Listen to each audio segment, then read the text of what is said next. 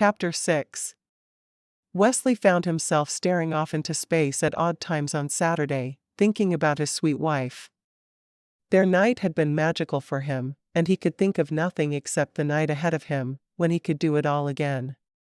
He wanted to kick himself for insisting they wait for so long. He turned back to the patient on the bed. "It looks like you were right, Mrs. Brown. You're expecting." The mother of three nodded tiredly. She was only in her mid-20s. "All right. Do I need to see your wife now, or should I keep seeing you?" He blinked a few times. Did the women now think they needed to see Patsy for their pregnancies? How odd. "Well, I'm happy to continue seeing any of the women in town who'd like me to deliver their babies for them. Most have been adamant they wanted my wife, though." She shrugged. "I guess I don't much care either way. I just need to have someone there to deliver it. Would you like me to invite my wife over so you can meet her? Decide that way?" "That would be fine. Or I could go over to the back, if that's easier."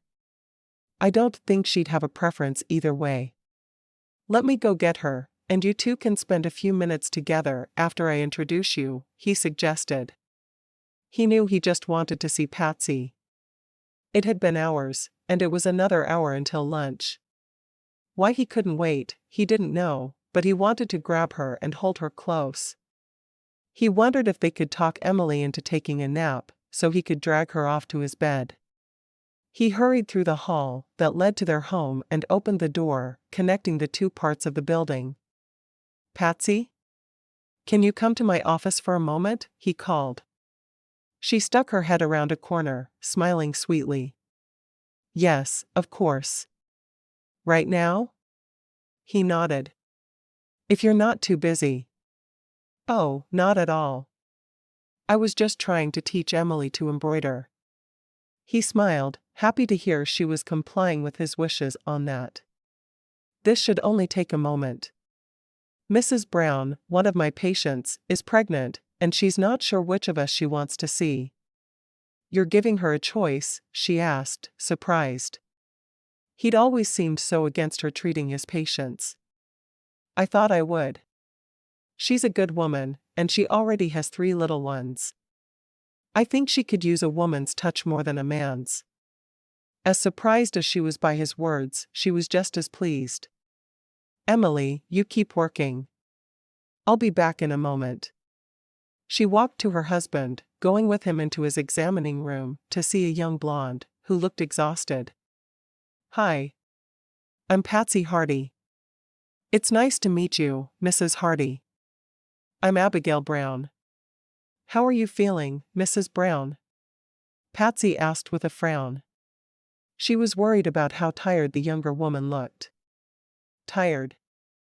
I have 3 already. The oldest is 4 and the youngest is 18 months. I'm not sure I can do this again." With those words, the woman began to cry in earnest, little hiccuping sobs coming out of her mouth. Patsy did something then that never would have occurred to Wesley to do. She walked to the bed and sat down beside Mrs. Brown, putting her arm around her shoulders. "Do you have family close by who can help with the little ones during this first trimester? I'm afraid you're going to make yourself ill if you keep trying to do so much." Mrs. Brown shook her head. "No. My family's all back east. I haven't really had time to make any friends since we moved here, because I've been so busy with my young uns." "Are you far outside town?" Patsy asked, her mind racing as she tried to find a way to help this young woman. If she was this tired at the beginning of her pregnancy, she didn't want to think about how tired she was going to be in 8 months. "No, ma'am. Just about a 20-minute walk from here. How about if my daughter and I come to visit you on Tuesday mornings? I know it won't help a great deal, but it will help some. My daughter can play with your little ones, and I'll help you with cooking or housework or whatever you choose. You can take a nap or you can sit and watch me work. Would you let me do that?" Mrs. Brown looked at Patsy with wide eyes. "Why would you help me?" You have your own house to clean and your own family to feed. You don't need me adding to your burden. I do have my own family to feed and my house to clean. I also don't think you're going to be able to carry this baby for long if we don't get you some help. I'll ask around at church tomorrow for other women to help as well, but for now, I'll come myself. I don't even know what to say. That's not part of a midwife's job, is it? Patsy shook her head. I think treating the whole mother is the midwife's job. Cleaning your house isn't in my job description, of course, but I'm genuinely worried for you. Let me help you. Whoever delivers your baby, you need it. I would like that a lot. Good, then it's settled.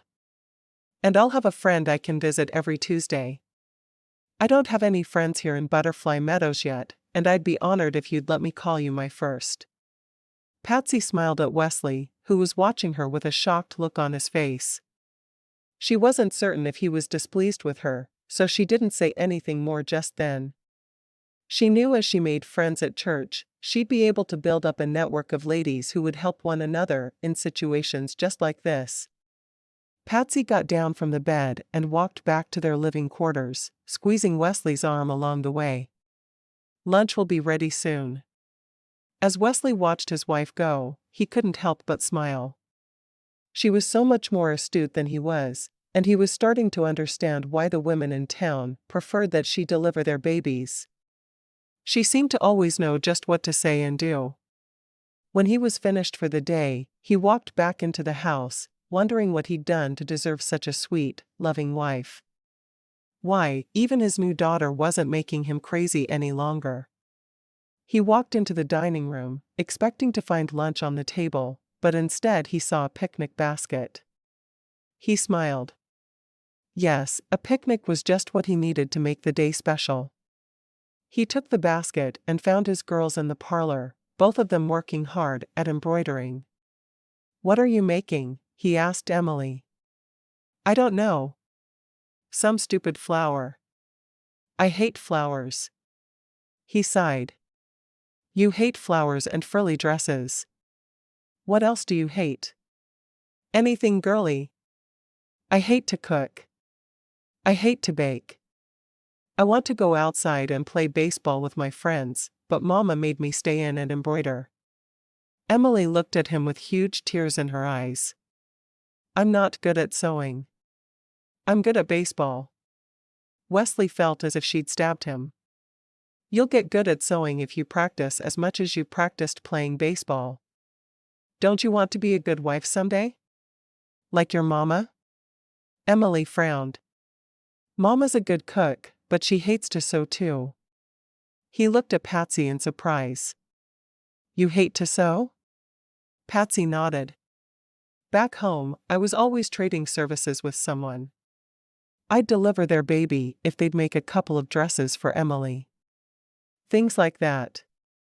I just have never enjoyed sewing, so I never bothered to get good at it." "Why didn't you tell me that?" She shrugged. "It seemed very important to you that Emily learn to embroider, so I've been teaching her. I'm probably not the right person, though, because my hatred of it is rubbing off on her." She put her sewing aside. "Emily, let's go on our picnic." Emily happily put her embroidery hoop down. "I thought you'd never say it was time." Wesley held the picnic basket in one hand and Patsy's hand in the other. They walked outside and to the pond near the edge of town. "I thought we'd eat by the pond, if you don't mind," he said. "That's what we were hoping, wasn't it, Emily?" Emily nodded emphatically. "And I want to see what kind of fish are in there." "Do you like to fish, Dr. Hardy?" "I do." He hoped Emily wouldn't always call him Dr. Hardy. "Do you think you could call me Father?" Emily shrugged. "Sure. I'll call you anything you want, but Mama said I had to wait for you to ask me to call you something other than Dr. Hardy." "Well, then you can call me Father, Papa, or Daddy. It's your choice." Emily appeared deep in thought for a moment. "I'll try them all and see what feels right," she finally said. He smiled at Patsy over the top of the girl's head, liking the idea of her referring to him as her father. They reached the bank of the pond, and Patsy spread out the quilt she'd brought. When she was finished, she and Emily emptied the basket. She poured lemonade into each of 3 glasses, while Emily put fried chicken onto the plates. Patsy added her potato salad to each plate, and then a thick piece of bread, still warm from the oven. I thought a picnic might be nice today, since you only had to work this morning. I'd love for us to do this every Saturday. It's nice to do things as a family. As he said the words, he realized that even now she could be expecting. He loved the idea of her carrying his baby. After they'd finished eating, Emily jumped up, running to the edge of the pond. There are fish in there, Papa. Do you have fishing poles? He shook his head, frowning. I don't, but we could get some at the general store this week, and then the 2 of us could fish after our picnic next Saturday. I would like that very much, Daddy. Emily's face was scrunched up as she concentrated, obviously trying to decide which name she liked best. He hadn't thought he'd fish with his daughter, but it obviously meant a lot to her, so he was willing to try it. We'll do that then. Emily looked longingly at the baseball game happening on the other side of the pond. May I go and join the game? Please? Wesley sighed. Yes, go and join the game. Would you watch me play, Father? Emily asked, her voice forlorn. She obviously knew he didn't like her tomboyish ways. He refused to let his feelings about what she should like to do interfere with her having a fun time. I'd love to watch you play. He got up and took Emily's hand, walking around the pond with her. Patsy watched them go, smiling to herself. Her new husband was warming up to Emily's boyish ways, and she couldn't be happier. She hated the idea of suppressing her daughter's will all the time, but she knew that Wesley had the same attitude most men did about what girls should do. She carefully packed up the remains of their picnic and folded the quilt. Picking up the quilt and basket, she wandered around the lake, wanting to watch her daughter play. It had been a long time since she'd had time to observe a baseball game. When she got to the other side of the pond, she spread out her quilt, noting that Emily had already taken her place on the pitcher's mound, even though the game was being played by boys much older than she was. Wesley had taken up the stance of umpire. As she watched, her daughter struck out 3 batters in a row, then the team switched sides, and Emily was the first at bat. She made herself very small, so her strike zone was tiny, something Patsy remembered hearing her nephews bragging about teaching Emily. She ignored the first 2 balls that whizzed by her head, and they were both called balls. Her bat connected with the 3rd ball, and she sent the ball flying over the heads of all the boys who had moved in closer to the infield, obviously not thinking she would be able to hit the ball far. Emily got all the way to 3rd base before the boys had the ball anywhere close to her, and she stayed there, cheering for the next boy who was at bat. Patsy was amazed that her daughter already knew the names of all the boys in town, and she was cheering for each of her teammates, using their names. The boys had cheered for Emily as well, and she was relieved that the boys didn't seem to resent her ability on the ball field. The next boy hit a home run, and Emily ran the short distance to home plate, her hands raised in victory. Patsy couldn't help but laugh at her daughter's obvious joy in the game. It may not be how she would choose to spend a Saturday afternoon, but if it made her daughter happy, that was all that really mattered. She felt like the day had been a huge success when they went back inside. Emily's team had won the game, with Emily not letting a single hit happen. Wesley had bent his rules about the things that were acceptable for their daughter to do. And the best part of all was that Wesley seemed to be accepting her role as the new midwife in town. He'd even suggested one of his patients see her. She hoped that soon he would come to respect her abilities, and they could work well together. There was nothing she wanted more than a good marriage to a man who accepted her daughter as she was. After less than a week of marriage, she seemed to be getting what she wanted. Life could only get better from here. Right? Chapter 7. After breakfast on Sunday morning, Patsy had to hold Emily down so she could fix her hair. The child's screams filled the house, and Patsy's words could be heard by Wesley through 2 closed doors. "You will look like a lady on Sundays if it kills me." And it might. "I don't want to look like a lady," Emily yelled back. "This dress has ruffles. I hate fairy puke. I've told you 100 times to stop calling dresses with ruffles fairy puke. Where did you learn that anyway?" That's what Seamus, Sean, William, and Declan called them. And they know fairy puke when they see it. Your cousin should not have used that language around you, and you will stop using it around anyone," Patsy yelled back. When his 2 ladies emerged from Emily's bedroom a few minutes later, he saw that her fairy puke was firmly in place. "You look beautiful, Emily." "I don't want to look beautiful. I want to look strong and muddy." Emily kicked the toe of her shoe against the floor, obviously annoyed. Patsy looked slightly worse for wear. Her hair, which had been wound into a perfect knot atop her head, was now trying to escape the pins. He smiled at her. "We have 5 minutes if you want to repair your hair. I'll watch to be sure she doesn't get dirty. Hold her hand the entire time."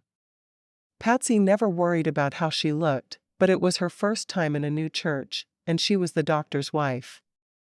How could she not worry? She slipped into the bedroom she now shared with Wesley and quickly unpinned her hair, redoing it quickly and efficiently. After 10 years of being woken up at midnight for birthings, she was able to fix her hair in an instant. She stepped back out in the hall and saw that Wesley had taken her advice and was holding on to Emily's wrist, as if he was afraid she'd escape and go find a mud puddle. "Thank you," Patsy said with a nod. "She really hates having to wear ruffled dresses," he said with amazement. "I really thought she just hadn't been introduced to the finer points of being a lady." "No, she's against the finer points of being a lady. She wants to run wild and play baseball." Patsy sighed. "She's as wild as they come. I think you're right to make her act as if she's a lady on Sundays. It won't kill her." Emily frowned, looking between them. "It might kill me." "Then what would you do?" "Your only daughter would be dead." Patsy shook her head, smiling sadly. "It's a risk we're going to have to take, I'm afraid." She reached for Emily's hand and smiled sweetly at Wesley. "I have a pork roast in the oven, so we can have someone over for Sunday lunch if you'd like." They walked down the street to the church, dragging a sad Emily between them. "Does she hate church so much?" Wesley asked. "Not at all. She hates having to look like a girl for church and not being allowed to get muddy on the way. And she hates that she's not allowed to have critters in her pockets for church." "Critters?" "Spiders, lizards, frogs, chipmunks. No live or dead animals of any sort are allowed in her pockets at church, and I make her turn out her pockets on the way into the building, because of past experience." Wesley shook his head. "I'm not even going to ask. I'm afraid the answer would frighten me." "Oh, trust me, it would." Patsy looked down at her daughter, who had her head lowered, dragging her feet every step of the way. "You can wear your hair in a braid tomorrow." Emily looked up at her mother. "Do you mean it? No pretty stuff in my hair?" "I mean it. But only if you behave yourself." "I'll do my best, Mama." Emily gave a long-suffering sigh. "Being a girl is terrible, isn't it?" Patsy laughed. "But only girls get to have babies. I wouldn't trade having you for anything in the world." "I guess." When they arrived at the church, Pastor Robertson shook hands with Wesley and Patsy. He looked down at Emily. "You're a lot more awake than you were the first time I saw you, and I've heard your pitching skills are legendary." Emily grinned up at the man. "My fastball strikes all the boys out every time." "That's what I hear." "I can't wait to see you pitch at the next church picnic." Patsy smiled at the pastor gratefully, glad he wasn't one to criticize a girl for boyish pursuits. They went in and found their seats, and Patsy was surprised at how many people came to talk to her. She'd already met more people than she'd realized.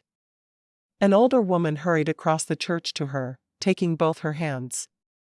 "Thank you for delivering my granddaughter. I don't know what would have happened to Betty if you hadn't been there." Patsy smiled at the woman. Many women have had babies without help.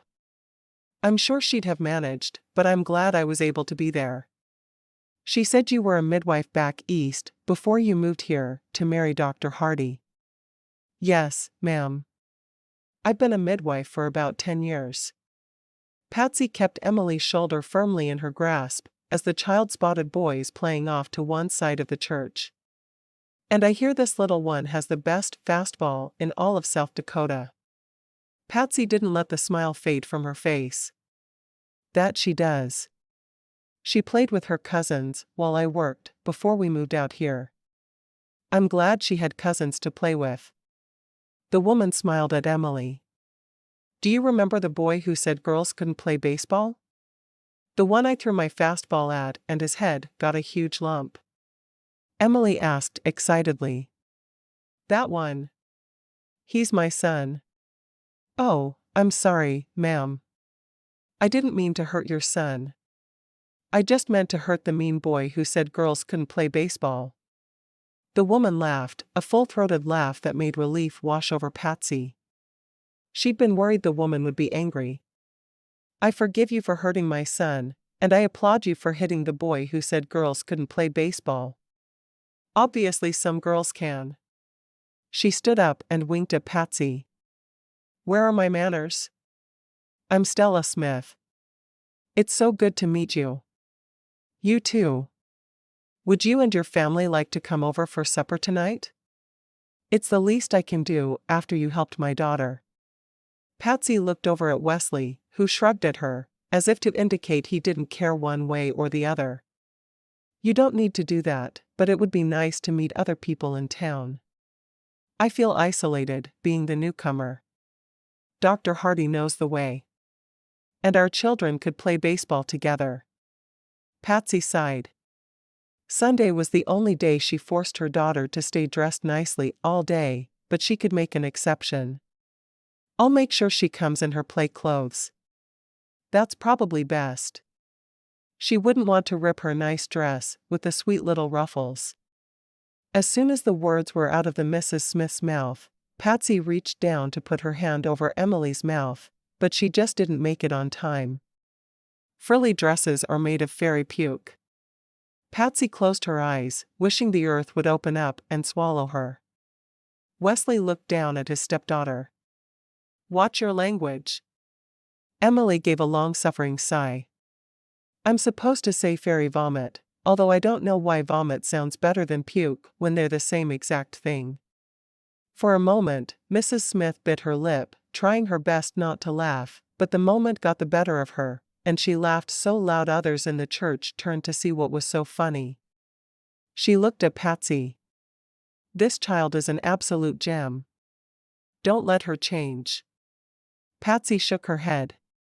I just wish she'd curb her tongue a little. You'll look back on these moments with laughter. Trust me on this. I know they're hard now, but eventually, you'll feel like they were as normal as could be. They are very normal for me. Emily keeps me on my toes. That's her job. I'll go find my seat. We'll have supper about 5:30 if that's convenient for you. Patsy nodded. Very convenient. Thank you so much for the invitation. She looked at Wesley. Are you trying to figure out how you can lock Emily and me away until she learns some manners? He slowly shook his head, staring into her eyes. I'm wondering how I got so lucky. After the service was over, Patsy made an effort to talk to each of her patients to spread the word that she'd be seeing them in the afternoons at the doctor's office. It would be so much easier for her to get her chores done in the mornings, and have her afternoons free to see whomever needed to be seen. As she spoke to one of her patients, she noticed another young woman listening in. So if I think I'm expecting, it's best to come to town in the afternoon to see you? Patsy nodded. Unless you want to see the doctor. Dr. Hardy will still be delivering babies. The other young woman nodded. I think I'd prefer to see a female. That's what I keep hearing, Patsy said with a smile. If I worry that anyone is going to have trouble delivering, I'm going to insist they see the doctor. He can treat more difficult cases than I can. Both of the ladies nodded. But for a normal delivery, we can see you, right? Absolutely. Patsy still clung to her daughter's hand, not wanting her to ruin her one good dress. She needed to find someone to make another one, because she wasn't going to do it, and the dress was already getting too short. As they left the church and walked back toward their home, Patsy looked over at Wesley. That didn't go nearly as badly as I worried it would. He looked at her, a confused look on his face. What were you worried about? Oh, I was sure Emily would find some way to sneak a small animal into church, let it go, and run amok chasing it, and then find a mud puddle when she went outside to let the animal free, and of course that she would announce at the top of her lungs, during the service, that frilly dresses are fairy puke. Emily shook her head at her mother. I haven't done that since I was 6. Wesley choked back a laugh, understanding better than ever why his wife chose which battles to fight with the girl. Emily was headstrong and liked to do things her own way. He wasn't so sure it had anything to do with how little time Patsy had spent with her when she was younger, though. He was relatively certain Emily would have been bullheaded regardless. When they got home, Emily and Patsy put on aprons and finished making lunch. Emily set the table while Patsy made gravy. When Emily came to call him for the meal, she looked like a little lady who was downright miserable. As they ate, Wesley watched his new daughter, realizing that when she wore her Sunday clothes, she was better mannered but also despondent. Why so gloomy, Emily? Emily sighed. I hate Sundays. I have to look and act like a lady all day. Patsy shook her head at her daughter. It doesn't hurt you to behave properly one day out of the week. Besides, you get to change into your play clothes before we go to dinner tonight. Mrs. Smith said you should play baseball with her son. Emily's face lit up. Can we leave for supper right after lunch? Wesley choked back a laugh, taking a drink of his milk to cover it. No, we can't. It's rude to show up 4 hours early for a meal. After lunch, we'll do the dishes together, Patsy told her. Oh, wonderful. Maybe then we can make stupid flowers out of embroidery thread. There's nothing I'd like more. Emily frowned down at her plate. Since you asked so sarcastically, yes, that's exactly how we'll spend our afternoon. Maybe I'll even teach you to make a dress. I'm sorry I was rude and sarcastic, Mama. Please don't make me so. Could we read a book together instead? I'd love to hear you read more of Little Women. I want to be like Joe when I grow up. Patsy sighed. I know you do, sweetheart. I know. Wesley looked at Patsy. I've not had the pleasure of reading Little Women. I take it Joe is one of the characters. Is he a good man? Plays baseball maybe? Joe is one of the March sisters, and she is a tomboy in every way. She embarrasses her older sister constantly with her hoydenish ways. Patsy looked over at Emily and winked. So of course my daughter wants to be just like her. Wesley grinned. I think you should read a bit more of Little Women this afternoon. I'd love to hear some of it. Patsy could tell she'd been outvoted. We'll read Little Women then. How long will it take us to get to the Smiths? About 45 minutes. They're a ways out in the country. So we'll need to leave around 4:45. That works. After she'd finished her meal, Patsy began to clear the table, noticing that Emily was staring at Wesley. What's that look about, Emily? I'm just glad that my new daddy doesn't mind that I don't like to embroider. Wesley frowned at her. I still think you should know how, whether you like it or not. You need to learn to do things that will help you in life, but I think it's fine if you don't do those things all the time. So I can embroider until it's time to play, and then I can play in the mud? He closed his eyes with a sigh. Why do you like mud so much? She shrugged. It's gooey and fun to squish between my fingers. And grown-ups always get so shocked when I'm covered in it.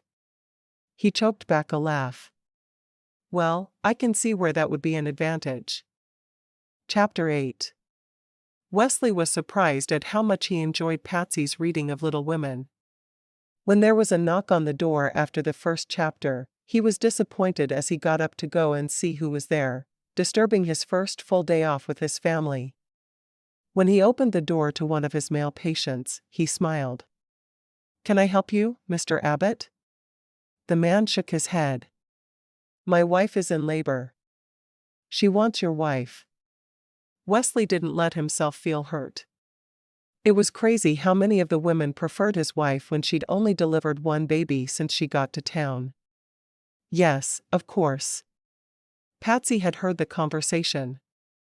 Let me just get my bag, and I'll be with you, Mr. Abbott. She ran to the bedroom she'd had when she first came to town and grabbed her bag, along with her long apron she wore for deliveries. She hurried back to the parlor, hugging Emily. You obey your father. Emily nodded. Yes, Mama. I'll try. Don't try. Do it. Patsy kissed her forehead and hurried to the back door. I'll be back as soon as I can. Wesley frowned. Of course. If you have troubles, send for me. You know I will. She looked at Mr. Abbott. Have I met your wife yet? Mr. Abbott shook his head as he led her to his wagon, giving her a hand up. No, ma'am. She was planning on talking to you at church this morning, but she woke up feeling poorly, so she sent me on ahead with the children. He picked up the leads and started driving. How many children do you have? This will be our 5th, he said with a grin. Anna is a real trooper with that many little ones. Patsy smiled at that. I wish I'd had a chance to meet her before today, but I'll do my best by her regardless. We've heard a lot about you already, and she's convinced you're the only person who can do a good job delivering this baby. Who delivered your other children? Dr. Hardy is the only person who's delivered a child around these parts for the past 6 years, he responded. I don't know why everyone thinks you should do all the birthing now, but every woman in town has that in her head. He pulled the wagon into a yard where she could see several children playing. She was happy to see that the oldest was a girl who looked to be about 10. Mrs. Abbott would have the help she needed after the baby was born. She scrambled down from her side of the wagon, rushing toward the house. She looked at the oldest daughter. I'm Mrs. Hardy, and I'm here to help your mama. Can you take your brothers and sister away from the house to play? The girl nodded. Yes, ma'am, I'd be happy to. She took the hands of the 2 youngest and led them toward the woods. Patsy opened the door and went inside, finding Mrs. Abbott boiling water. Hello, I'm Patsy Hardy. Anna Abbott turned from the stove. I'm so glad you've come to town, Mrs. Hardy. All of the women are thrilled to have you here. Patsy smiled. I'm happy to help any woman here as long as her delivery isn't difficult. If it's difficult, we'll call in my husband. Of course. I'd expect nothing less. Mrs. Abbott seemed to be around her age, and she had a tireless attitude about her that Patsy loved to see in laboring women. Usually it meant they were going to do everything just right. Do you mind if I check how you're progressing? Of course. Let me just move the pot to the middle of the stove. After she'd done so, she went to her bed, which she'd already prepared for the birth with a thick layer of old newspapers and cotton batting. I usually go pretty quick once the contractions start. Women labor faster and faster as they have more babies, Patsy said with a smile. The experience is never pleasant, but at least it's not as bad as it is the first time. She continued to speak softly to the other woman as she examined her. Oh, you're much further along than I would have guessed. We'll have a baby in no time. Do you mind if I keep moving? It takes my mind off the pains. Of course not. Maybe I can help you. Is there anything in particular you'd like to get done before the baby is here? I'd love to get the laundry done, but there's no time for that, Anna replied, patting the side of her belly. The pains are only a couple of minutes apart. Patsy would have preferred the woman stay in her bed at that point, but she wasn't going to insist. She believed that laboring women knew what their bodies needed, and she rarely interfered more than absolutely necessary. No, we probably don't have time for laundry then. She glanced over and noticed the sink was full of their lunch dishes. Would you like me to wash the dishes while we wait? Would you? I'll dry them and put them away. That sounds like a good idea to me. Patsy had learned long ago not to waste the time she had while women were in labor. If they didn't need her beside them so they could hold her hand, then she would do whatever cleaning she could find to do. Why not? It would make the day go by faster for everyone, and the mother would have less to do once the baby arrived. She took the hot water and poured it into the sink, immediately pumping more water into the pot and putting it back on the stove to boil again. After adding just a bit of cold water, so she could stand the heat, she began washing the dishes. Tell me about your children? Your oldest is a girl, right? I had her take the others into the woods to play. That will make it easier. I always hate when I feel like I have to be quiet through a birth. Anna gripped the edge of the sink for a moment, before she responded to the question. My oldest is Samantha. Sam wanted a boy something fierce, and when it was a girl, he named her after himself anyway. Then there's Andrew, and then Stephen, and the baby is Josie. How about this one? Do you want a boy or a girl? Oh, since we already have two of each, I really don't care either way. Another girl would be nice so I could have some help around the house, but Sam could use the boys for help on the farm. That's when Patsy knew what she could talk to this woman about. My daughter would be out there on the farm, begging to be allowed to help plow and do all the toughest chores. Anna glanced at her with a smirk.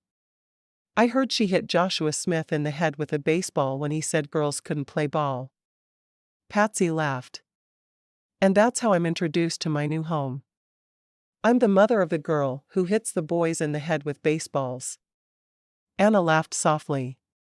I heard none of the boys can hit her fastball either. She took a plate from Patsy and dried it before putting it in the cabinet. My girls aren't like that at all. They wouldn't be caught dead with a baseball.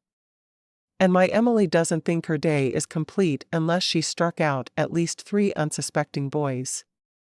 Back home my nephews would talk other boys into playing, saying that their little 7-year-old girl cousin thought she could pitch, but they all knew she couldn't. They asked them to go easy on her. Anna smiled. I bet that was fun when she threw out the first ball. Oh yes. My sister had to punish them for playing for money, because that was really unfair with as good as Emily is. The preacher even preached a sermon about using your cousins to extort money from strangers.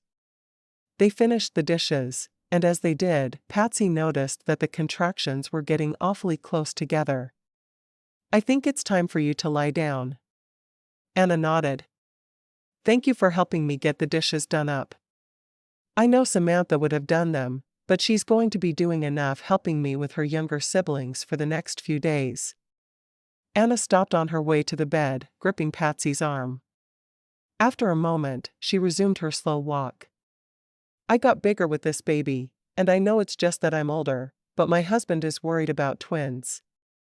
Are you full term? Or is the baby coming early? Patsy wanted to kick herself for not listening to the heartbeat right away. I'm full term. Most twins come early, so I'll be surprised if it's twins, but I've delivered 4 sets, so I'm well aware of how to handle it. As soon as the other woman was lying down, Patsy got her stethoscope out and listened. Well, looky there. I think Mr. Abbott might be right. We have 2 heartbeats. Anna shook her head. What am I going to do with twins? I guess we'll find out in a short while, won't we? Asterisk. An hour later, Patsy was on her way back to town.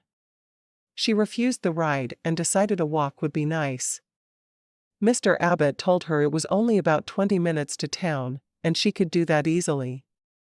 She opened the back door and went into the parlor, surprised by what she saw. Emily was sprawled on her stomach on the floor, and Wesley was reading to her from Little Women. Did you two enjoy your time together? Wesley paused in his reading, smiling at her. How's Mrs. Abbott? He was surprised at how calm he'd felt about letting her go deliver that baby. It had been nice to actually be able to stay home and not run off for the delivery. She's fine, and so are both of the babies. His eyes grew wide. Twins? Yes, she told me her husband had been joking with her it must be twins, because of her size, but she told me right before she started pushing. She shook her head. I'd probably have sent for you. Have you delivered twins before? He asked.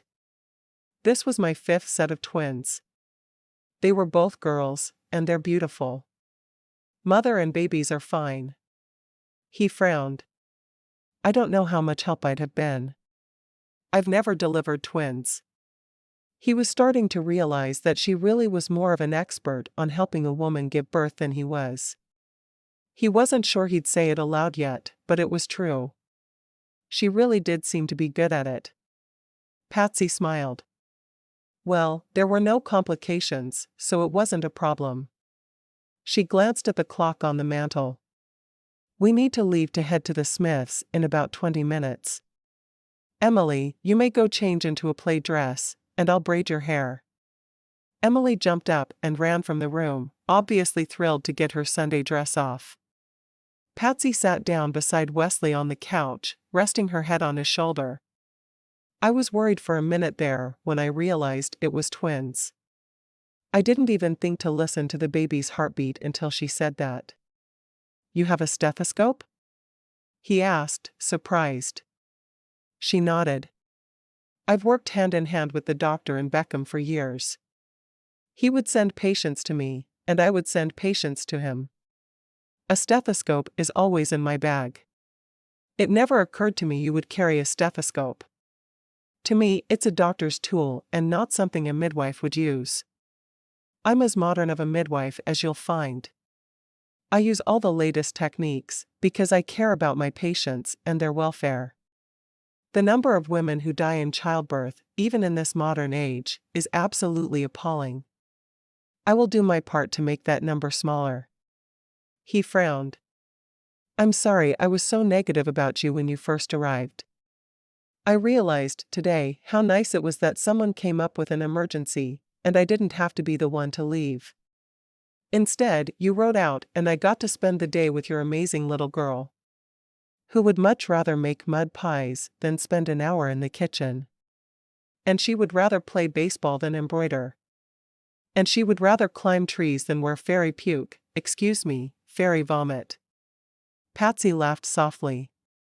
I know she's not what you were expecting in a new daughter, but I hope she's not too bad. Not at all. She's a special little girl.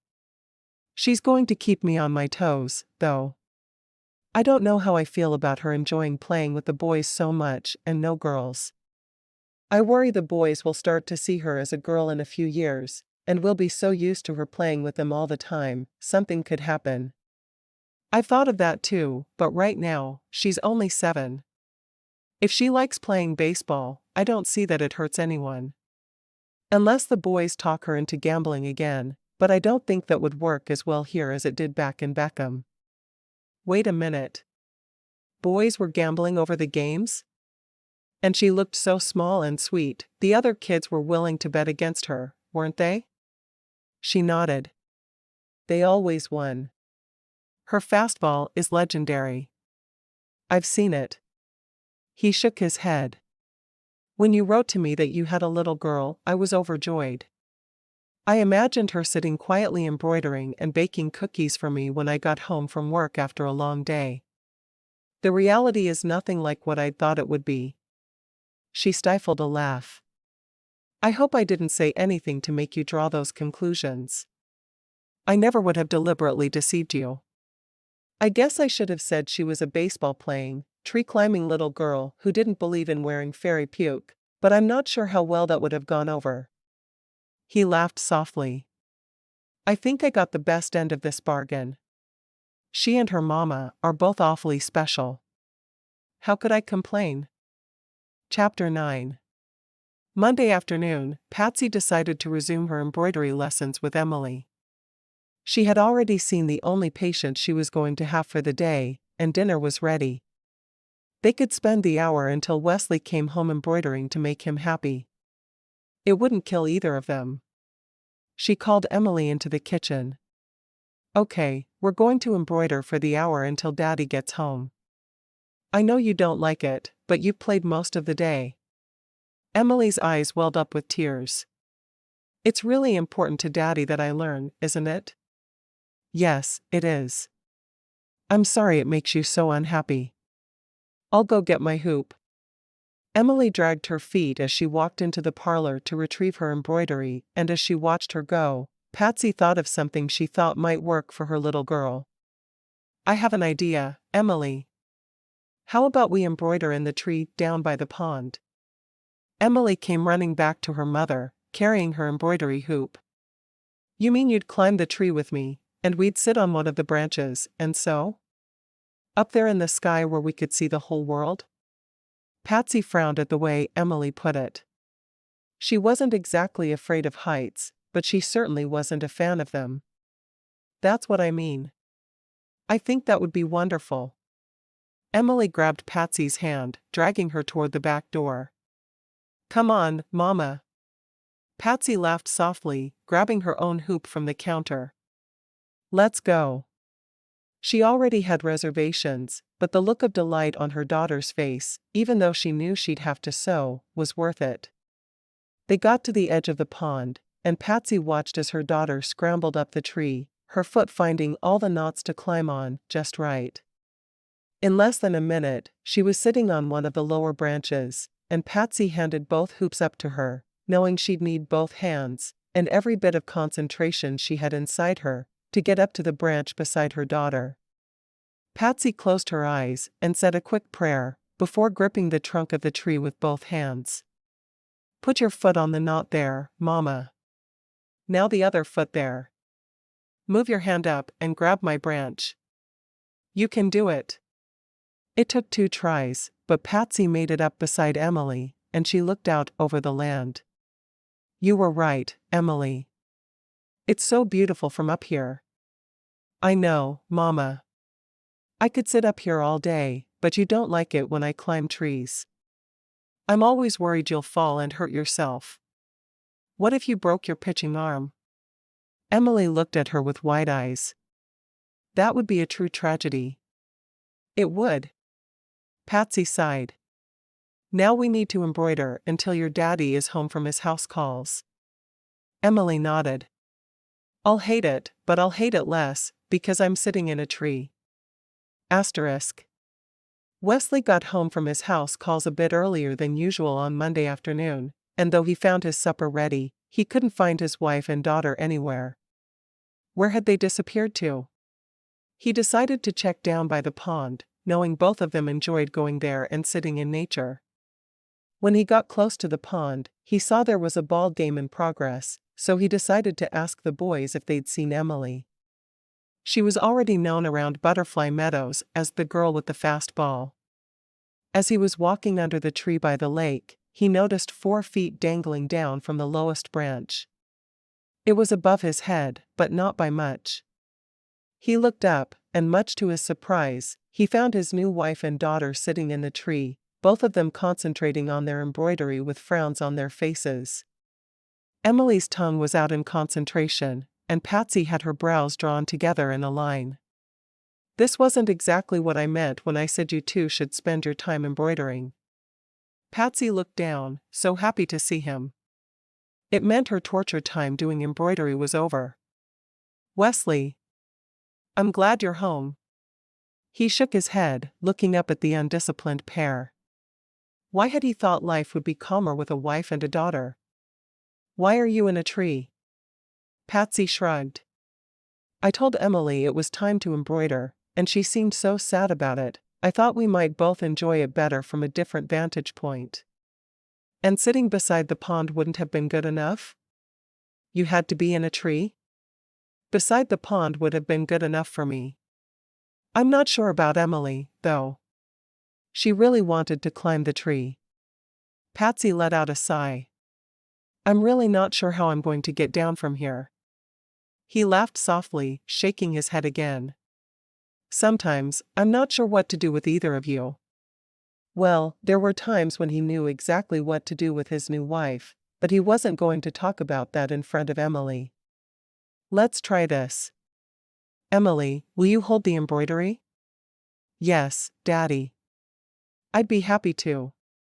Emily held out her hand for the embroidery hoops, eyeing her mother. Now, Patsy, I want you to maneuver yourself so you can grip the tree branch and dangle down, and I will wrap my arms around your waist. Then I'll help you get to the ground. Patsy nodded, her eyes wide with fright now that she had to think about getting down. She slowly rolled over to her stomach on the branch and carefully lowered herself. I'm scared. I'm right beneath you. If you fall, you'll fall on me. She wasn't sure if that made her feel better or worse. She felt her legs dangling, and wished she had the strength to pull herself back up, but she didn't. I don't want to fall. He carefully wrapped his arms around her legs. Okay, I've got you. Let yourself go just a little. When she did, she ended up held against him, his face smashed into her bosom. She gasped in surprise as he let every inch of her travel down his body until her feet were on the ground. Her eyes met his. I'm not scared anymore. He smiled. That's not exactly the emotion I'm feeling either. He looked around for a moment to see if anyone was watching, but decided he didn't care if they were. She was his wife. What did propriety matter? Lowering his head, he kissed her passionately, letting her know exactly what she'd done to him on her way down to the ground. Feeling safer now? He finally asked. She nodded, leaning against him. Welcome home, Dr. Hardy. He chuckled softly. I'll take that kind of welcome any day. Emily was staring down at them. I can't climb down with these hoops.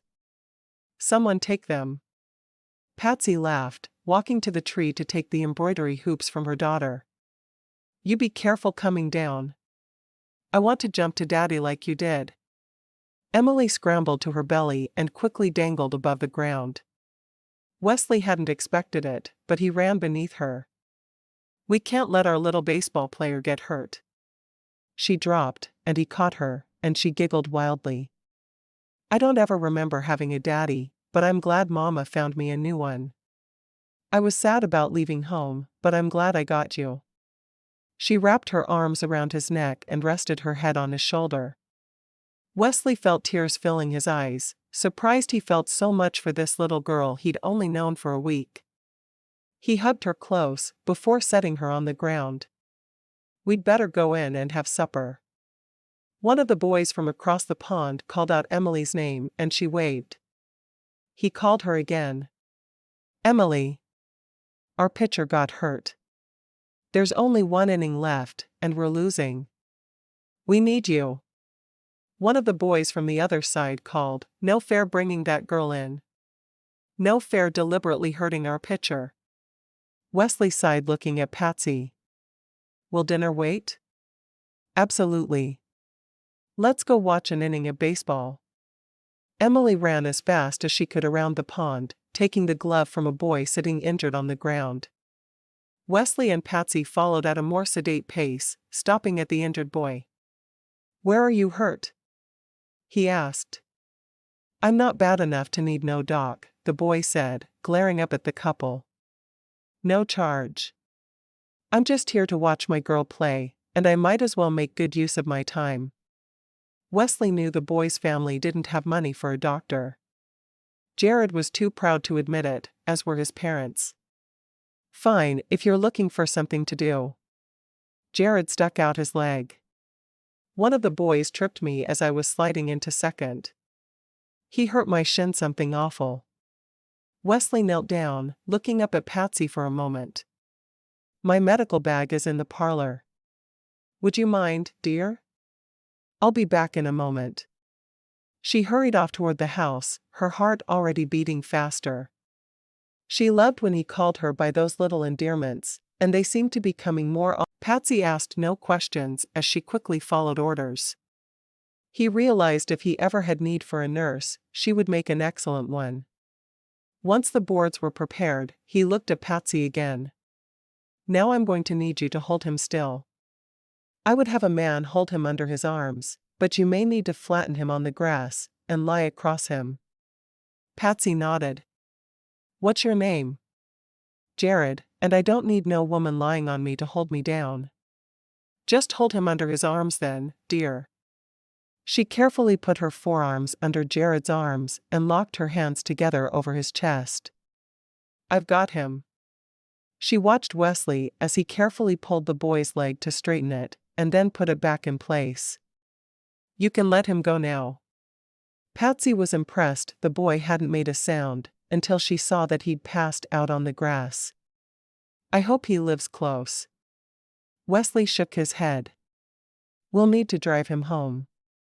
He put the two boards on either sides of his legs. Will you hold these in place while I tie them down? Patsy moved to do what she was asked, and very shortly, they had his leg splinted. Wesley got to his feet. You wait here. I'm going to go get my buggy and some crutches for him. Then we'll drive him home. He glanced over at the ball game, just in time to watch Emily strike another boy out. She's really a little marvel at that game, isn't she? Patsy nodded. She is. I'm amazed when I watch her play. He was back 5 minutes later with the buggy and crutches, and between the two of them, they managed to maneuver the boy into the buggy. Emily struck the last batter out just as they were getting Wesley's bag. She waved to the boys, and climbed into the buggy, putting the mitt on the seat beside Jared. What happened to Jared? Someone wasn't playing fairly, and they broke his leg. No one is rough with you, are they? Emily shook her head. No, I'm a girl. They're all afraid I'll fall apart if they hurt me, she said with a grin. Wesley shook his head, hiding his smile. We're going to take him home, come back, and then we'll finally have our supper. Good. Baseball is hungry work. Especially when you're striking people out. Patsy simply shook her head, refusing to respond.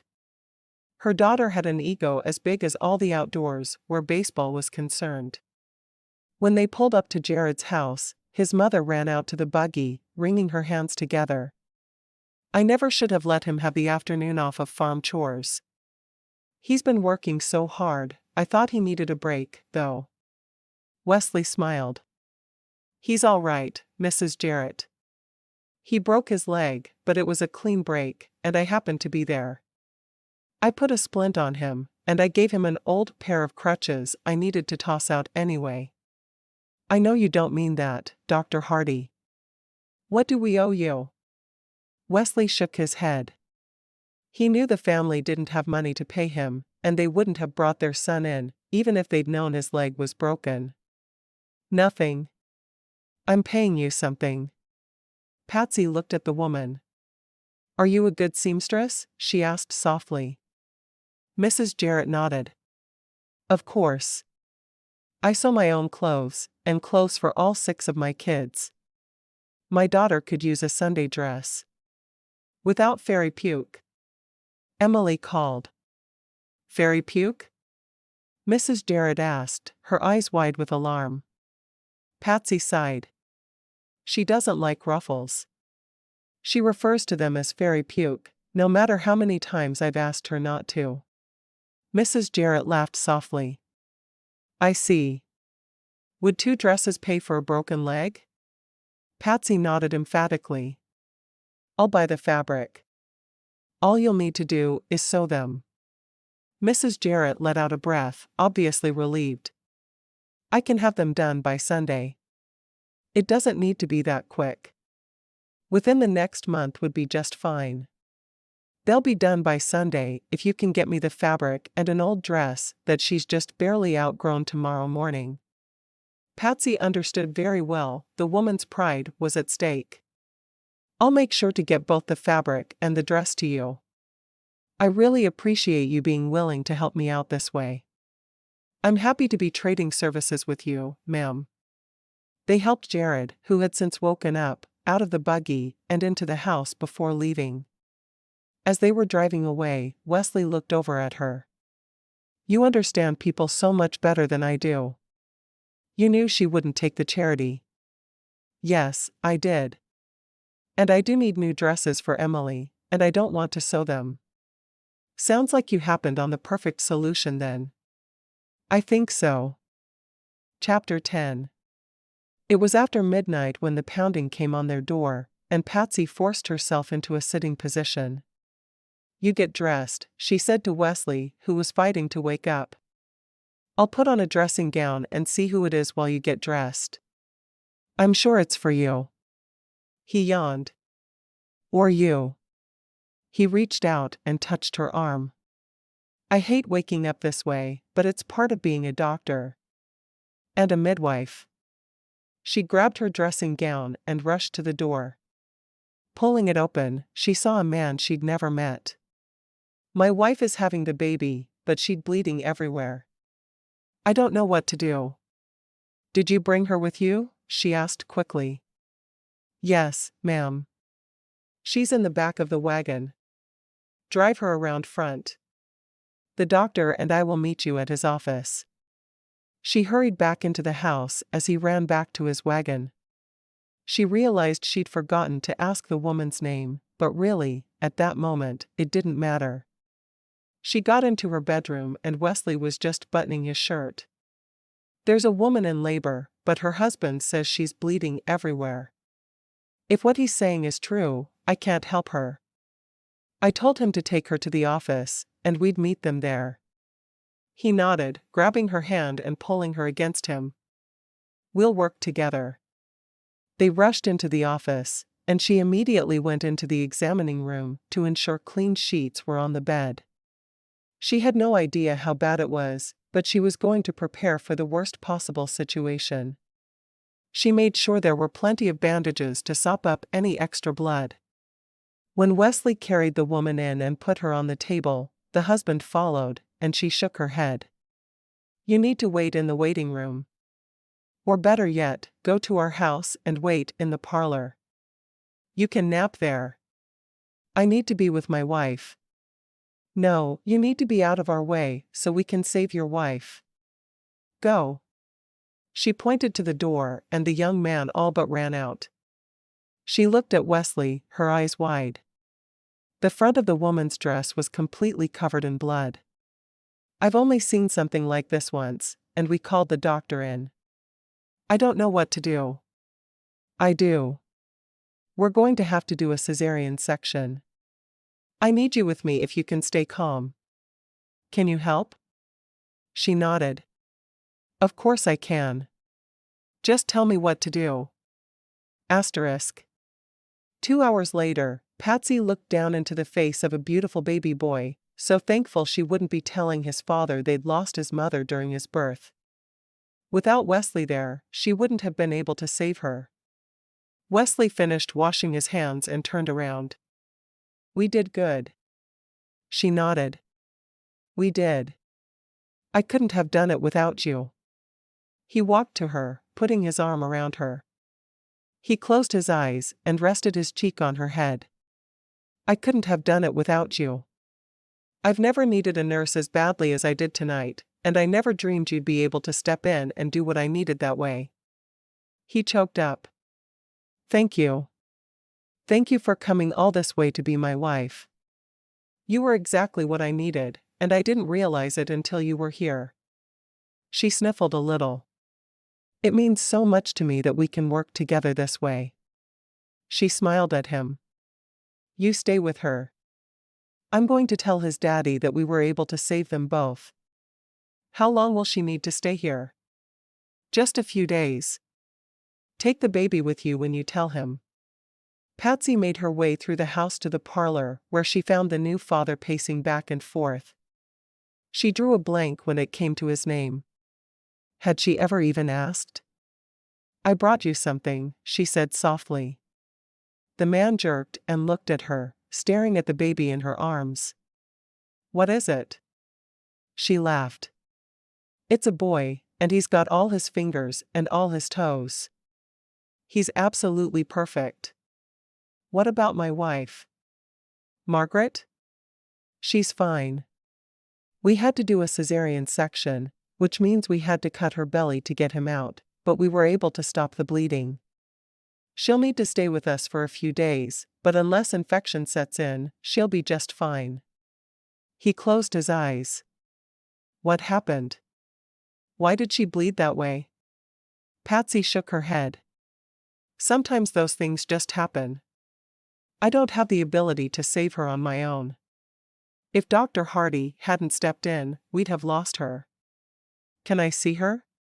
She's still sleeping from the medicine we gave her to put her to sleep, so she wouldn't feel anything. You can peek in at her, though. Do you want to hold your son? He nodded, looking as if he was in a daze. Yes, I'll hold him. She put the baby into his arms. Make sure you support his head. He stared down at him. What are we going to call him? She laughed. I think that's up to you and your wife. She started toward the office. Follow me, and I'll take you to her. When they reached the office, Wesley was sitting in his chair, looking exhausted. She's fine, he said, looking at the young father whose eyes were locked on his, as if he needed someone else to tell him what he'd already heard. She's staying here for a few days where we can watch her more closely, and she'll need to be careful for a few weeks, but she's going to live. Thank you, Dr. Hardy. Wesley nodded. You are welcome, Mr. Lunny. Would you like to see her? At the younger man's nod, Wesley led the way into the examining room. Mrs. Lunny was just starting to stir. Where am I? Patsy hurried to her side. You're at Dr. Hardy's office. You have a son. Mrs. Lunny tried to sit up, but Patsy put a hand at her shoulder. You need to stay flat for a little while. You lost a lot of blood. Where's the baby? Mr. Lunny stepped close to her. I have him. He's beautiful. Patsy left the room, closing the door behind her to give them a bit of privacy. She walked to where Wesley was sitting slumped in his chair and walked behind him, massaging his shoulders. We should move her to the spare bedroom so I can take care of her while you work. He rested his cheek against her hand. Would you mind? Of course not. When I realized it was a doctor whose letter I was answering, I was happy. I liked the idea of being able to help out with deliveries. I never imagined I'd be witnessing a cesarean section, but I was so happy I was there for it. She paused, trying to put her thoughts into words. I love helping you. To me, that's what a wife does. She helps her husband in every way she can. Not just the ways people expect. I'm here to cook, clean, sew, she said, wrinkling her nose, but also to be there as a nurse when you need one. He put his hand on hers, pulling her around in front of him. When I realized you were a midwife, all I could think about was keeping you from ever practicing again. Now I realize there is a need for women who can deliver babies. You're not just someone who decided you could do it. You've studied and trained. I respect what you do and who you are. She smiled at that, stroking his cheek. I'm so glad to hear you say that. I know I'm good at what I do, but it's not always something that a doctor will admit to. I don't ever intend to be your competition, but I'm so happy you're allowing me to be your helper. Mr. Lunny opened the door of the room. What do I do now? I can't feed the baby or take care of him. Patsy smiled. What you do is leave both of them with us. I'll take care of them while she recovers. The baby needs to be close to her so she can nurse him. I can't just leave my family. Well, you're welcome to stay in our parlor, but she needs to be cared for. He frowned. I can't stay here. I have cows to milk. She shrugged. I don't have any other options for you. I think she'll be ready to go home on Friday or Saturday, and I promise you, we'll take good care of them both. He finally nodded.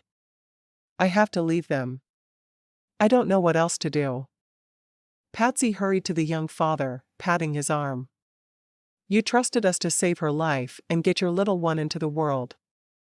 Trust us to take care of them for a few days. I don't know how I'm going to pay for all this. Wesley shrugged. You have already paid me for delivery. This was a little more complicated, but that's all right. Don't worry about it. Patsy took the baby and carried him toward the house to let the men discuss money. She frowned as she thought about where she was going to keep a newborn. She walked into her bedroom and laid him in the middle of the bed, and then she emptied out a drawer.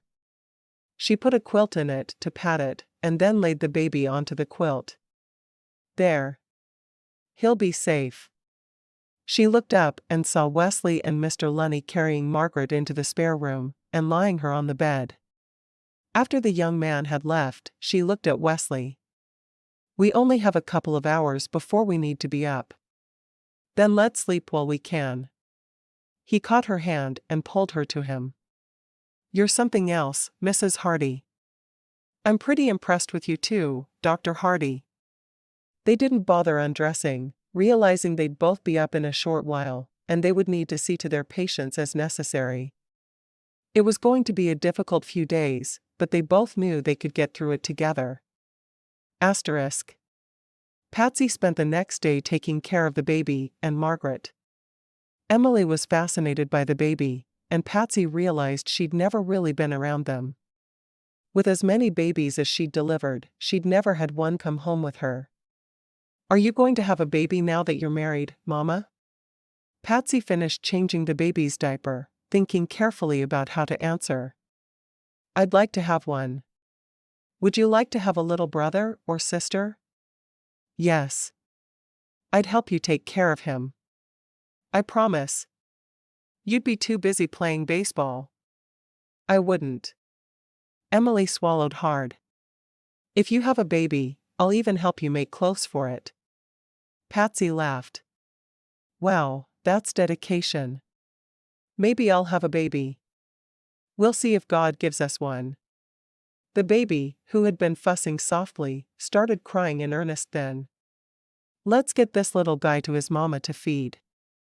They tiptoed into the room and found Margaret awake in bed.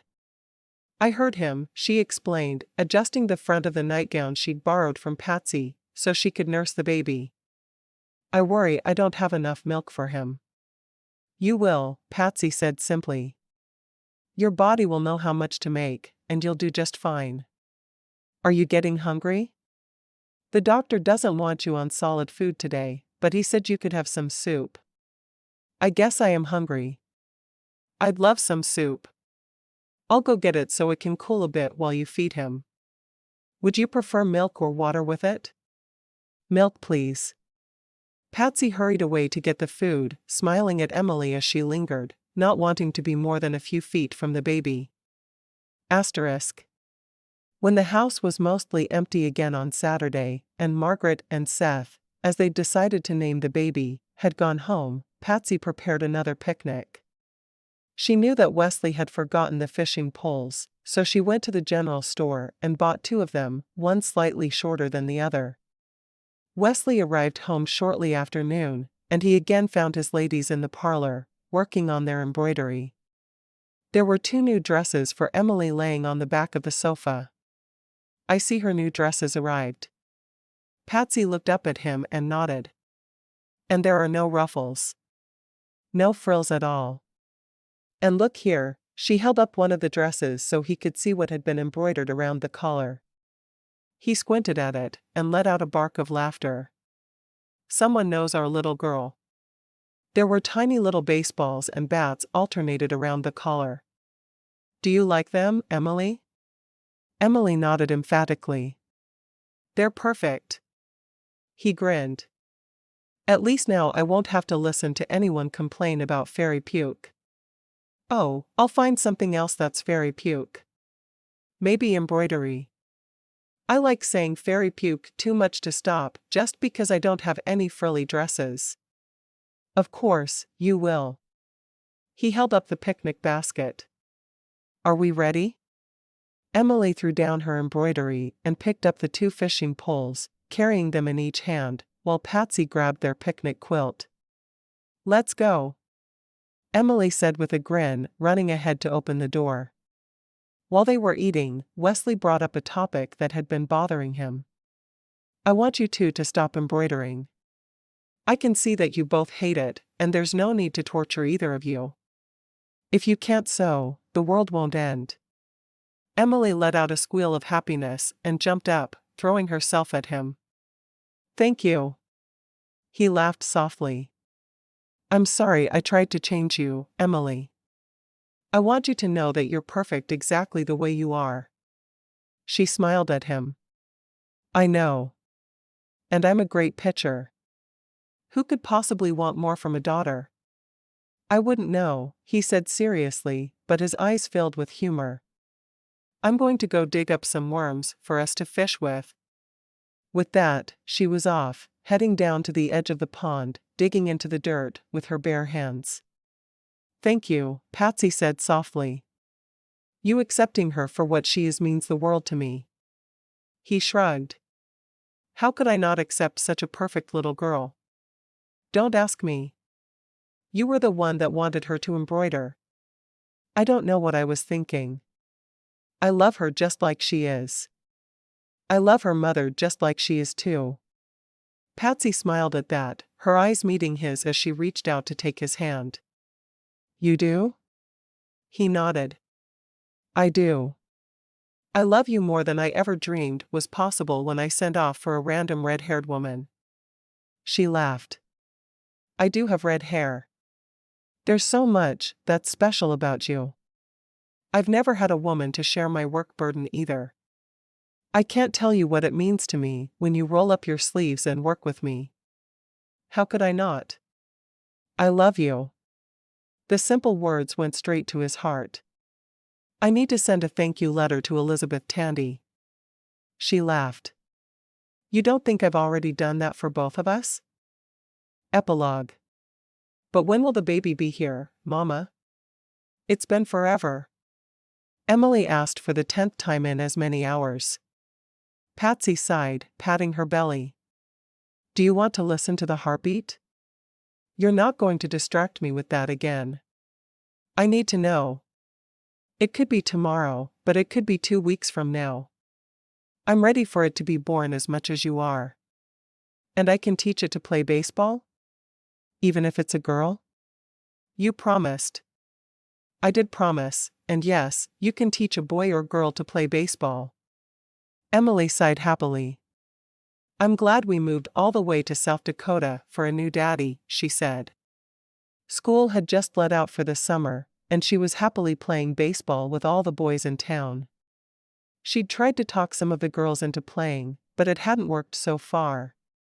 Patsy looked up to see Wesley come in, looking tired. I miss having a midwife doing most of the deliveries for me, he said, sitting beside her on the couch. I didn't realize how much of my burden you took off me, until you had to stop for a while. She laughed.